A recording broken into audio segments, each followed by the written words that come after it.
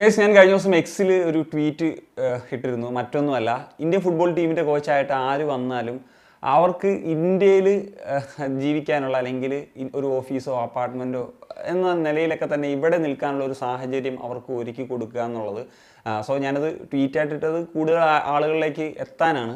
പിന്നെ ഞാൻ നമ്മുടെ ബ്രോഡ്കാസ്റ്റ് ഇൻസ്റ്റയിൽ പറഞ്ഞിട്ടുണ്ടായിരുന്നു അതിനെപ്പറ്റി ഡീറ്റെയിൽ ആയിട്ടുള്ളൊരു കാര്യം സംസാരിക്കാം. കാരണം ചിലർക്കെങ്കിലുമൊക്കെ ഒരു ക്ലാരിറ്റി കുറവ് ഉണ്ട് എന്നുള്ളത് കൊണ്ട് തന്നെ. അപ്പം ഈ ഒരു വിഷയത്തിലേക്ക് വരുമ്പോൾ നമുക്കറിയാം, ഇന്ത്യൻ ഫുട്ബോൾ ടീം ഒരു പുതിയ കോച്ചിനെ നോക്കുന്നുണ്ട്. അതിനകത്ത് ആഷ്ലി വെസ്റ്റ്വുഡ് മുതൽ അന്റോണിയോ ലോപ്പസ് അബാസിൻ്റെയൊക്കെ വരെ പേരുകളുണ്ട് ഒരു ആപ്ലിക്കൻസ് എന്ന നിലയിൽ. അപ്പോൾ ഇങ്ങനെ ഒരു കാര്യം പറയാനുള്ള ഒരു റീസൺ എന്തെന്ന് വെച്ച് കഴിഞ്ഞാൽ, ഇഗോർ ഷ്രിമാച്ച് എന്ന് പറയുന്ന മുൻപത്തെ പരിശീലകൻ, അദ്ദേഹം ഈ ഒരു ജോബ് ഒരു പാർട്ട് ടൈം ജോബായിട്ടോ ഒരു വെക്കേഷൻ ഇവിടെ വരുന്നൊരു മൂഡിലോ ഒക്കെ ആയിരുന്നു എടുത്തിരുന്നത് എന്നുള്ളത് എനിക്ക് പേഴ്സണലി ഫീൽ ചെയ്തിട്ടുണ്ട്. മറ്റൊന്നുമല്ല, അദ്ദേഹം ഇന്ത്യയിൽ ഒരു വർഷത്തിൽ 4-5 തവണ വരും പോകും എന്നുള്ളതാണ്. അതായത് മാച്ചസിന് വേണ്ടി ഒരു മാസത്തിൽ താഴെയുള്ള ചില കാലയളവുകളിൽ ഇവിടെ വന്നിട്ട് പോകുന്നൊരു കാര്യമാണ്. ബാക്കി സമയങ്ങളിൽ പുള്ളിയുടെ നാട്ടിൽ സ്പെൻഡ് ചെയ്യും. അപ്പോൾ ആ സമയത്ത് അദ്ദേഹം എന്താണ് ചെയ്യുന്നത് എന്നുള്ളൊരു ചോദ്യമാണ്.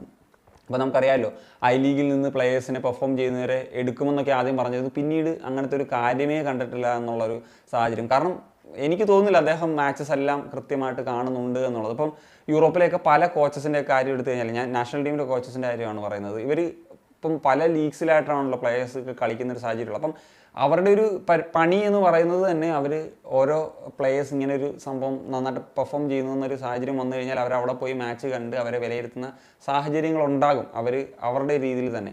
പക്ഷേ നമ്മുടെ നാട്ടിൽ അത് കൃത്യമായിട്ട് നടക്കുന്നില്ല എന്നുള്ള ഒരു ഫാക്ടറാണുള്ളത്. അപ്പം ഇത് ചെയ്യുക എന്നുള്ളത്, കാരണം ഈ ഒരു ഫുൾ ടൈം ജോബ് എന്ന നിലയിൽ ഇവിടെ നിൽക്കുകയാണെങ്കിൽ തന്നെ അവർക്ക് ഒരു ഇൻ ഡെപ്തിൽ ഇറങ്ങി പണിയെടുക്കാനായിട്ട് സാധിക്കും. പ്രത്യേകിച്ച് ഇന്ത്യൻ ഫുട്ബോളിൻ്റെ ഒരു കാര്യം. ഇപ്പം ഇന്ത്യൻ ഫുട്ബോളിൽ ഞാൻ പറയുന്നത് എല്ലാ കാര്യത്തിലും ഇൻഡെപ്തായിട്ട് പണിയെടുക്കേണ്ട ഒരു സാഹചര്യമാണുള്ളത്. എങ്കിൽ മാത്രമേ നമുക്ക് മുന്നോട്ടൊരു പോക്കുള്ളൂ. ഞാൻ ഇപ്പോൾ പറയുന്നത് സീനിയർ ടീമിൻ്റെ കാര്യമാണ്.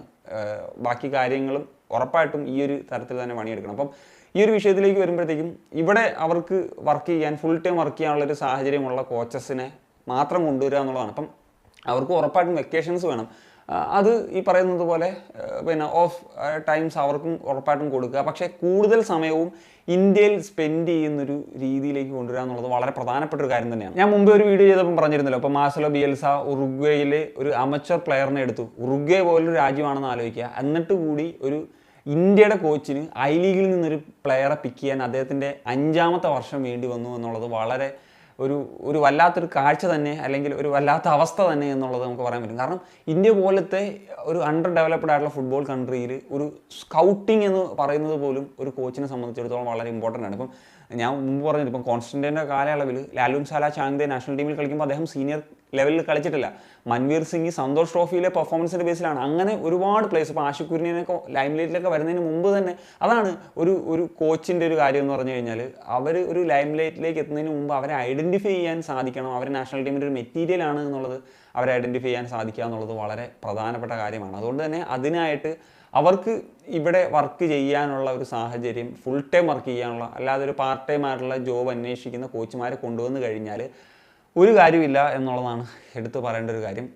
പിന്നെ കഴിഞ്ഞ ദിവസം കല്യാൺ ചൗബെ ഒരു കാര്യം പറഞ്ഞിട്ടുണ്ടായിരുന്നു, വളരെ കോമഡിയാണ് കേട്ടോ. കാരണം പുള്ളിയുടെ ഒരു കാര്യങ്ങളൊന്നും ഒരു ഇൻ്റർവ്യൂവിൽ മറ്റോ പറഞ്ഞാണ്, അതായത് ക്രിക്കറ്റേഴ്സ് നന്നായിട്ട് കളിച്ചില്ലെങ്കിൽ ആളുകൾ പറയുക ഇന്ന് വിരാട് കോഹ്ലിക്കും സച്ചിൻ ടെണ്ടുൽക്കർക്കും ഒരു മോശം ദിവസമായിരുന്നു എന്നുള്ളത്. എന്നാൽ ഫുട്ബോളിലേക്ക് വരുമ്പോൾ എല്ലാവരും ഫെഡറേഷനെ നെഞ്ചത്തോട്ട് പോകുന്നു, അയ്യോ പാവം പുള്ളി ഒന്നും എന്തെല്ലാം കഷ്ടപ്പാടുകളാണ് സഹിച്ച് ഇന്ത്യൻ ഫുട്ബോളിനെ മുന്നോട്ട് നയിക്കാൻ പോകുന്നത്. എന്നിട്ട് ഇങ്ങനെ പറയരുത് കേട്ടോ, അയ്യോ പിച്ചി മാന്തി എന്നൊക്കെ പറയുന്ന പോലത്തെ കാരണം ഒരു പണിയെടുക്കത്തുമില്ല എന്ന ന്യായീകരണത്തിനൊന്നും യാതൊരു വിധത്തിലൊരു കുറവുമില്ല.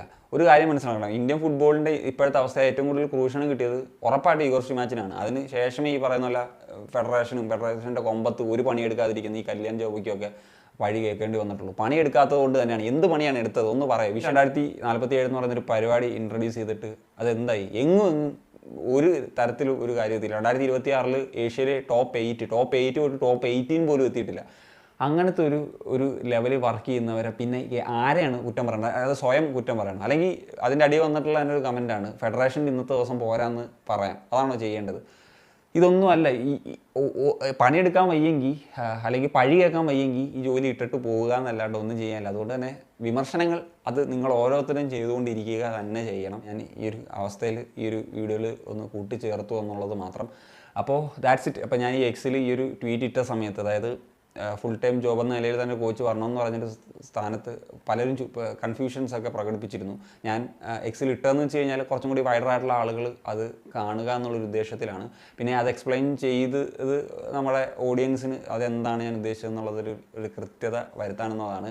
ഇന്ത്യൻ ഫുട്ബോളിൽ മറ്റ് ഡെവലപ്ഡ് കൺട്രീസിലെന്ന പോലെയല്ല, അതിനേക്കാൾ കൂടുതൽ കുറച്ച് ലെവലിൽ പണി എടുക്കേണ്ടി വരും. എങ്കിൽ മാത്രമേ എന്താ പറഞ്ഞാൽ കൃത്യമായിട്ട് പറഞ്ഞാൽ പഠിച്ച പണി 18 എടുക്കേണ്ടി വരും. എങ്കിൽ മാത്രമേ എന്തെങ്കിലുമൊക്കെ ഒരു ചേഞ്ച് ഉണ്ടാകത്തുള്ളൂ.